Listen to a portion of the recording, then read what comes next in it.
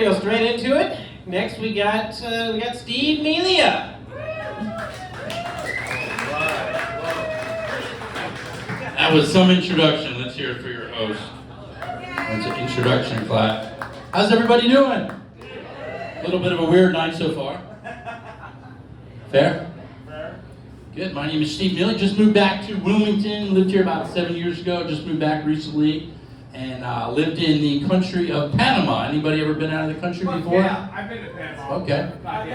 Nobody asked you, but people ask me, what was the best thing about Panama? I was like, man, God, where do you start? How about the $10 per gram of cocaine? That's a good place. People are like, why did you move back? I was like, the $10 per gram of cocaine. It's called, you got to have a lot of willpower to get past that.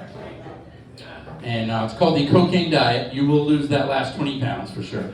Your last $20 in your last life. Anything else? Thank you.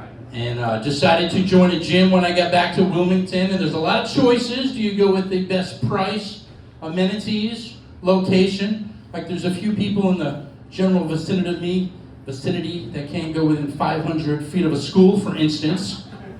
Oh, this guy over here. All right. Yeah. Exactly. And for me though, as a comedian, I went to Planet Fitness hands down for the most material. $10 a month, all the comedy that you can handle. For instance, they have a lot of things most gyms don't have. They have a smoking section, at least the one on Kerr does. That's pretty convenient. What the fuck is wrong with you people? And they have a member appreciation day for new members where they have unlimited pizza and bagels. Is this such a great idea? That's like having an open bar at an AA meeting. It's like you'll get people there, but it's not really what you're going for. And they're never going to win a slogan contest over at Planet Fitness. Other gyms are really on it. They're like, sweat, hustle, repeat. That's a good one. You know, go hard or go home. You know what the slogan is at Planet Fitness? No commitment. That's what I'm looking for in a partner. They're like the one-night stand of the dating industry, of the fitness industry. Yes, thank you. And I love it. Have you ever seen the billboards around town? You can enroll right online, right? Isn't that the day that's going to turn your life around? It's like, man, I'm going to go to the gym. Wait a second, I can enroll online. Yeah, let me do that. Let me tell you where they get you, Wilmington. You got to cancel in person though. The brainchilds over at Planet Fitness are like, these lazy motherfuckers. They're too lazy to show up to sign up. You think they're going to show up to cancel? I don't think so. Thank you. I don't know if anybody's into local politics here, but I've noticed by a lot of these road signs that Ed McMahon is running for sheriff once again. How old is this fucking guy? 120? Oh my gosh. I got to admit, I stopped following his career after The Tonight Show. But I can only imagine if you got pulled over by Ed McMahon to be like, here's your DUI. Boom. Welcome to Wilmington. Imagine if Ed McMahon pulled up in your driveway, you're looking through the curtains, you're like, this is either going to be a really good day or a really bad day. I either won $30 million in the Clearinghouse sweepstakes, or that girl from Tinder was not 18 after all. Thank you. I moved to Nut Street. What the fuck are you raising your hand for? No, I'm not engaging. What I meant to say is put your fucking hand down. I moved to Nut Street. Anybody know where Nut Street is? It's right down the corner. I'm having a party later, and it's spelled N-U-T-T. And any way you look it up, Nut Street is, there's only one meaning for nut. I don't know how they came up. There's no famous nut that lived in this area. I'm not sure where they came up with it. But it makes for a lot of interesting conversations. I was on with Duke Energy the other day, and the lady's like, can you spell that, sir? I'm like, yeah, it's N-U-T-T, two big luscious T's. It's like, you want me to use that in a sentence? She's like, oh no, thank you very much. But when I first was in Wilmington, I used to do comedy. And I don't know if anybody's been here for a while, but if you remember on Market Street, there was a Hooters and a Sticky Fingers right next to each other. Anybody remember that? I always thought that was crazy. And then Sticky Fingers went out of business. You know what they've replaced it with? A car wash called Splash and Dash. What the fuck is wrong with people these days? I was in Charlotte recently visiting my 8-year-old daughter, And we meet at the mall, because that's where guys like me meet their daughters. We decided we were going to meet at the mall. It's called court supervised, meeting at the mall. And there's a Dick's and a BJ's right next to each other. Right, you can't make this stuff up. And right next door there's an Outback, a Five Below, a Banana Republic, a Batteries Plus, and finally Dave & Buster's. Thank you. The heckler said that was funny, ladies and gentlemen. I'm in good shape.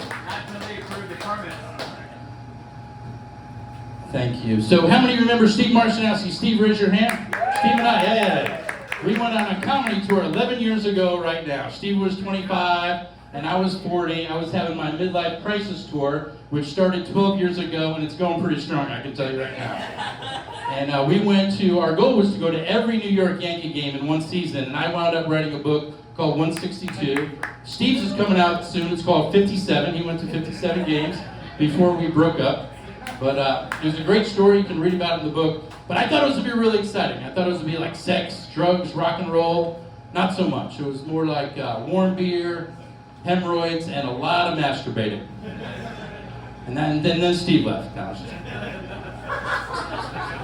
and there was one game we were really excited though, because most beers and alcohol is very expensive there. So one ticket, it was like an all-inclusive, and I bought a ticket and it said, I thought it was like in a suite because it said alcohol-free. So I was pretty excited until I got to that section.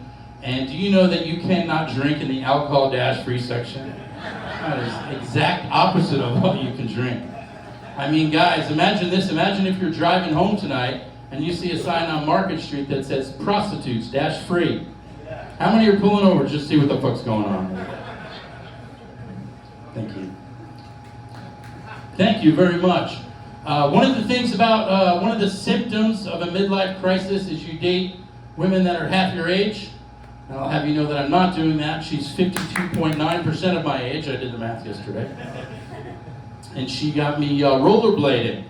And, I decided, hey, we'll do something together. She rollerblades, I'll rollerblade. And she was super sweet about it. She's like, that is so nice that you decided to rollerblade, and try something out of your comfort zone. And that would have been a great compliment right there.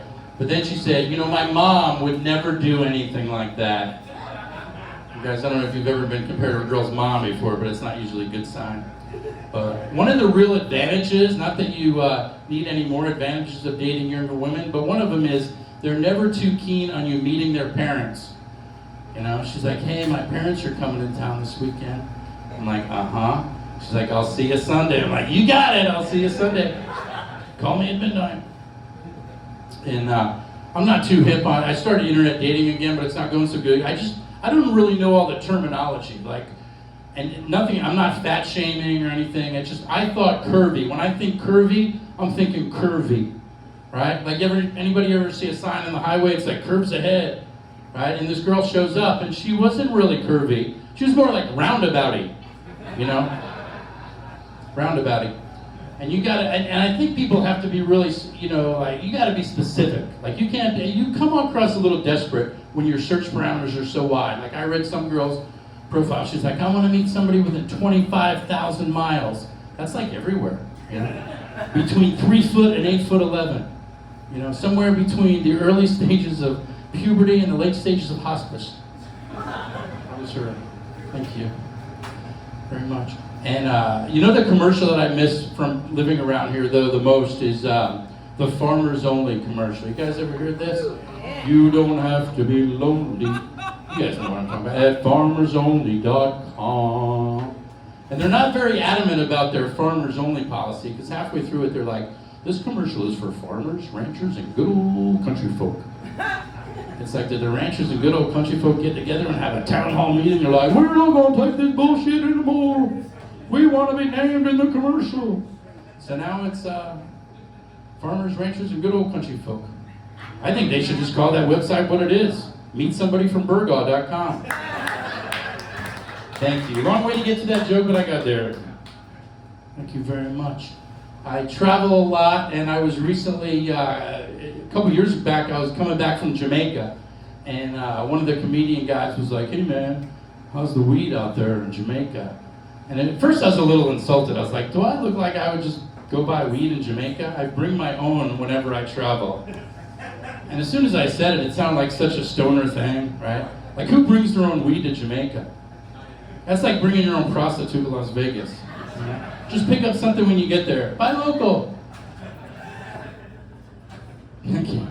And the casual marijuana smokers are like so different than the stoners because they're always trying to hide the fact that they're stoned or they're high. I was at a work party recently and I see a guy coming through the crowd and I give him the little sign like, hey, you want to go get high? And he's like, he comes over and he's like, man, he got a really high voice. He's like, man, there is no way that I could smoke any of that pot and go back into that party and interact with any of those people. And I'm thinking that's where stoners are different. Because I'm not going back into that party and interacting with any of those people if I don't smoke a little bit of pot first. I don't even know what to talk about. And I think you could tell how much of a stoner somebody is by the importance of an event that they will attend while stoned, you know? Like the casual marijuana smoker, they'll usually cut it off at things like work. Not the stoner though, it seems like the more important the event, the higher they go, you know? They'll go to a church stone. They'll go to a wedding, their own wedding. They will go to grandma's open casket funeral. Wake and bake, Grammy! They will go to court on a pending drug charge with 3 strikes. Hit the vape pen in the second row. They do not give a fuck.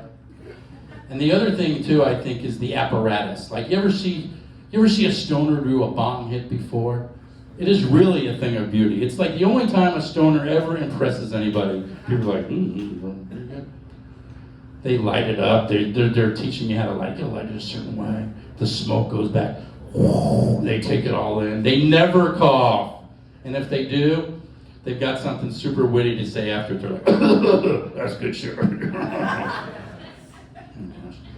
You ever see a casual marijuana smoker try to do a bong hit? Oh my gosh. It's like watching somebody suck their first dick. You know, they hold it as far away from their body as possible. They're asking all sorts of annoying questions like, hey, where do I put my mouth? What's this hole in the back for? They're coughing and gagging and crying. Finally, they tap out. They're like, I just want to do it the regular way, please. Thank you. Speaking of blowjobs, what do you say after a blowjob, right? Like, you want to say thank you, but it just seems like it's not enough. It's like thank you something that you say to somebody. Somebody holds a door open for you. They're like, thank you. So formal. But I like, at my age, quite frankly, you're in shock that you're getting one. You know? So you got to like plan this out in advance. I like to go with the one-word superlative. Maybe a wow. You know, roll my eyes back at the same time. Close it with a fist pump. Wow. I'll tell you what not to say. Wow, you're really good at this. You must do this a lot. Or, hey, let's get married. Either way, you're probably not going to get a lot more blowjobs. Anyway, I'm Steve Melia. That's my time. Thank you, thank you. Bring back your host. Steve Melia. Give it up for literally every comedian up tonight. Give it up for Christian at the bar. Thank you all for coming out. Wow, so many people. Drink responsibly. You don't have to go home, so stay here. Stay here. Whoa. Don't drink responsibly. Don't drink responsibly. You heard it from the man himself. Do not. Have a good night.